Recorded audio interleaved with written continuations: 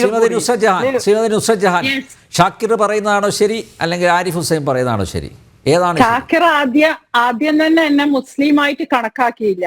മുസ്ലിം ലീഗിലെ ഷാക്കിറിനോ പാണക്കാട് തങ്ങന്മാർക്കോ അല്ല എന്നെ മുസ്ലിമാണോ ഹിന്ദു ആണോ കണക്കാക്കാറില്ല.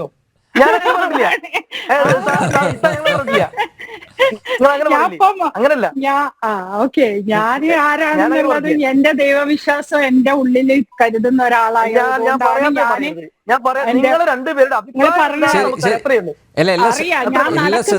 ഇസ്ലാമിക രീതിയിലാണോ? ദ്വയാർത്ഥ പ്രയോഗം പാടില്ല, മതനിന്ദ പാടില്ല, സാമൂഹ്യ സ്പർദ്ധ ഉണ്ടാക്കുന്ന പരാമർശങ്ങൾ പാടില്ല. എല്ലാവരും നമ്മുടെ ഗസ്റ്റുകളെ ബി കെയർഫുൾ കേട്ടോ.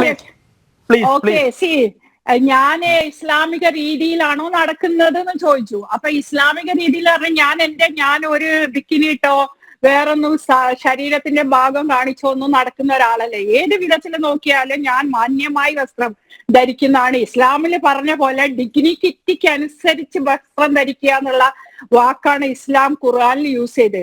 ആ ഡിഗ്നിറ്റി യൂസ് ചെയ്ത് മാത്രമേ ഞാൻ നടന്നിട്ടുള്ളൂ. തലയിൽ ഇടാത്തത് കൊണ്ട് തലയിൽ തട്ടം ഒരു ഇസ്ലാമിക ചിഹ്നമാണോ എന്നുള്ളത് പിന്നെ ഒരിക്കലും എവിടെയും പറഞ്ഞിട്ടില്ല ക്ലിയർ ആയിട്ട്. മാറത്തേക്ക് തുണിയിടുക എന്ന് പറഞ്ഞ ഇസ്ലാമിലാണ് ഞാൻ വിശ്വസിക്കുന്നത്. ആ തലയിലെ മുണ്ടിനെ പറ്റി പറഞ്ഞിട്ടില്ല. പിന്നെ ദുബായ് ഷെയ്ഖിന്റെ മകള് ഡിവോഴ്സ് ചെയ്ത് അവരെ കല്യാണം ഒരു ക്രിസ്ത്യൻ കല്യാണത്തിന്റെ രീതിയിലാണ് ദുബായ് ഷെയ്ഖിന്റെ മകളെ കല്യാണം. അതൊക്കെ ഇവര് ലൈക്കടിക്കും, ഇവർക്കൊന്നും പറയാനില്ല, കാരണം രാജാവിന്റെ മകളാണ്. നുസ്രത് ജഹാന്റെ തട്ടം വീണ് പോണ ചെറുപ്പം തൊട്ടേ ഞാൻ കേൾക്കുന്ന, ഞാൻ 3 വയസ്സായെന്ന് തൊട്ട് കേൾക്കണ. ഞാൻ അതുകൊണ്ട് തട്ട ഇടാറില്ല. ഒരാളിനെ വർഷങ്ങളോളം ഇരുന്ന് പലതും പറഞ്ഞു നോക്കി ഒരു കൂട്ടാൾക്കാര്. ഞാൻ വിചാരിച്ചു ഇനി തീരെ ഇടുന്നില്ല എന്ന് വിചാരിച്ച്. അതാണ് ഇപ്പൊ അതിന്റെ തീരുമാനം. പിന്നെ ജെനിഫർ ലോപ്പസ് വന്നിട്ട് പർദ്ദ അങ്ങോട്ട് ഊരിയിട്ടിട്ട് അവരുടെ ആ ഒരു ഡാൻസ് പാട്ട് കണ്ടതല്ലേ സൗദി അറേബ്യയില് 3 മാസം മുമ്പേ. അപ്പൊ സൗദി അറേബ്യ ഇസ്ലാമിക രാജ്യമല്ല, അഫ്ഗാനാണ്, താലിബാനാണ് ഇസ്ലാമിക രാജ്യം, കേരളാണ് ഇസ്ലാമിക രാജ്യമാണെന്നാണോ മുസ്ലിം ലീഗും കാന്തപുരം ഉസ്താദൊക്കെ പറയുന്നത്?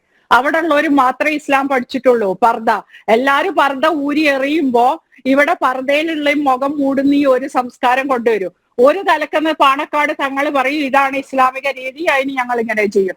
അപ്പൊ അതിനെ കൗണ്ടർ ചെയ്തിട്ട് പിന്നെ സമസ്ത പറയും. അപ്പൊ സമസ്തനെ കുറ്റം പറഞ്ഞ് ഇവര് പറയും. അപ്പൊ എല്ലാം കഴിയുമ്പോ അവസാനം കാന്തപുരം ഉസ്താദ് ബുഖാരിയൊക്കെ പഠിച്ച, ബുഖാരിയിൽ ലെസൺ എടുക്കുന്ന ആളാണ്. ദിവസം എപ്പോഴും ക്ലാസ് എടുക്കുന്നുണ്ട്. കാന്തപുരം ഉസ്താദിനെ പേഴ്സണലി അറിയാം, എനിക്ക് വളരെ ഇഷ്ടമുള്ള ആളുമാണ്. പക്ഷെ പെണ്ണുങ്ങളെ വിഷയത്തിൽ മൂപ്പര് വരുമ്പോ പ്രസവിക്കാനുള്ള യന്ത്രം എന്ന് പലതവണ പറഞ്ഞത് നമ്മൾ കേട്ടിട്ടുണ്ട്.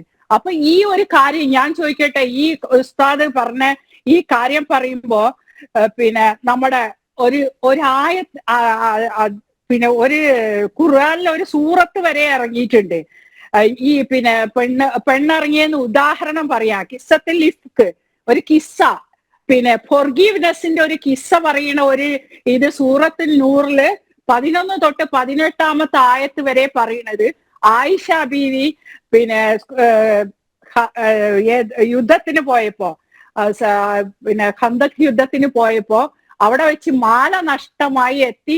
അവരുടെ കൂടാരങ്ങളിൽ എത്തിയപ്പം നെക്ലേസ് ലോസ് ആയത് കണ്ട് ആയിഷ ബീവി വീണ്ടും തിരിച്ചു പോകുമ്പോ അവിടെ വെച്ച് ഒരു ഖുറൈശി ഇവരെ പറ്റി അപവാദം, ഇവരെ കൊണ്ടുവന്ന ക്യാമലിന്റെ റൈഡറായിട്ട് ഇവർ പോയി എന്നുള്ള അപവാദം വന്നിട്ട് ഈ റസൂലുള്ളാഹിയും ഈ ആയിഷ ബീവിയും തമ്മിൽ എത്രയോ ദിവസങ്ങൾ പിണങ്ങി നിന്ന് പിന്നെ സത്യം മനസ്സിലായി ഫോർഗീവ് ചെയ്ത് ഒക്കെ കൊടുത്ത ഒരു കഥ വരുന്നുണ്ട്. അതാ യുദ്ധത്തിന് പോയതാ. അപ്പൊ ഈ ആണും പെണ്ണും ഖന്തക്ക് യുദ്ധത്തില് പെണ്ണുങ്ങളെ ഡിവൈഡ് ചെയ്ത് മറട്ടിയിരുന്നോ, അല്ലെങ്കിൽ യുദ്ധം എന്ന് പറഞ്ഞാൽ യുദ്ധത്തിലും ഉണ്ടോ എന്നുള്ളത് നമ്മൾ ഇനി പഠിക്കേണ്ട ഒരു വിഷയമാണ്. കാന്തപുരം തന്നെ പറയുമ്പോ വേറെ ആരും അല്ലല്ലോ. അപ്പൊ വേറെ ആരാണെങ്കിൽ നമുക്ക് ഇത്രയും ലെസൺ എടുക്കണോ, എത്രയോ പേർക്ക് ഗുരുനാഥനായിട്ടുള്ള ഒരാളാ. അപ്പൊ ഈ അത് സൂറത്ത് ഇറങ്ങിയപ്പോ അതിൽ പറയുന്ന ഒരു വേർഡ്സ് ഉണ്ട്. അപ്പൊ അതിന് തെളിവാണ്. സ്ത്രീകൾ പങ്കെടുത്തു യുദ്ധത്തിന് എന്ന് പറയുമ്പോ അവിടെ ഏത് വസ്ത്രമാണോ എന്താണോ എങ്ങനെയാന്നുള്ള ഒന്നും പറഞ്ഞിട്ടല്ല, യുദ്ധത്തിൽ പങ്കെടുക്കാന്നുള്ള. അപ്പൊ എല്ലാ സ്ഥലത്തും ഉണ്ടായിട്ടുണ്ട്. വിമാനം ഓട്ടുമ്പോ ഇപ്പൊ കോ പൈലറ്റ് വലിയ ലോങ് ഹോൾ ഫ്ലൈറ്റ്സിലൊക്കെ പെണ്ണുങ്ങൾ പോകുന്നുണ്ട്. ഇപ്പൊ ഒരു മലപ്പുറത്തുനിന്നും കോഴിക്കോട് ഒക്കെ പെൺകുട്ടികൾ ഇപ്പൊ വിമാനം പറത്താനും എയർപോർട്ടിലും ജോലിയിലും ഒക്കെ ചെയ്യണ്ട. അവിടെയൊക്കെ ഇപ്പൊ ഒരാള് തളർന്ന് വീഴേ ഒക്കെ ചെയ്താൽ പെണ്ണുങ്ങളാണ് കൂടുതൽ അവിടെയൊക്കെ ജോലി ചെയ്യാനുള്ളത്. ഞാൻ ഉണ്ടായൊരു ഫീൽഡ് ആയതുകൊണ്ട് പറയാം. ഈ കാന്തപുരം ഉസ്താദിനെയും ഈ പാണക്കാട് തങ്ങന്മാരെയും ഒക്കെ ബോർഡിംഗ് പാസ് കൊടുത്ത് എയർക്രാഫ്റ്റ് വരെ പിന്നെ അനുഗമിച്ച ആളാ ഞാന്.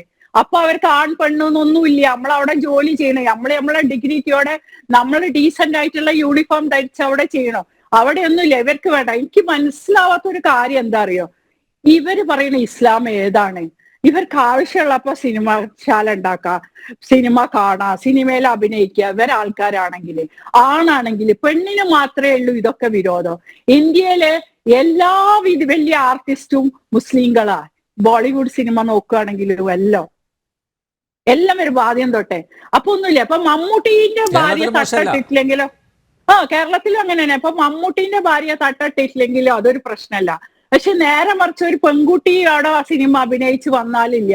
ബാക്കിയുള്ള ചെറിയ നടന്മാർക്കും പ്രശ്നമുണ്ട്, അവരെ ഭാര്യമാരെ തട്ടിട്ടില്ല സിനിമ അഭിനയിക്കുന്നത്. അപ്പൊ ഇത് പണത്തിന്റെ പവറിലാണോ ഈ തട്ടവും ഇസ്ലാമും ഒക്കെ വരുന്നത്? ഇപ്പൊ കേരളത്തിൽ വേറെ എവിടെയില്ല കേട്ടോ അതൊന്നും, ഈ കേരളത്തിൽ നിന്നുള്ള ഇവർക്ക്. അപ്പൊ ഇതാണ് ഇത്രയും വലിയ ഒരു കാര്യം ചോദിച്ചോട്ടെ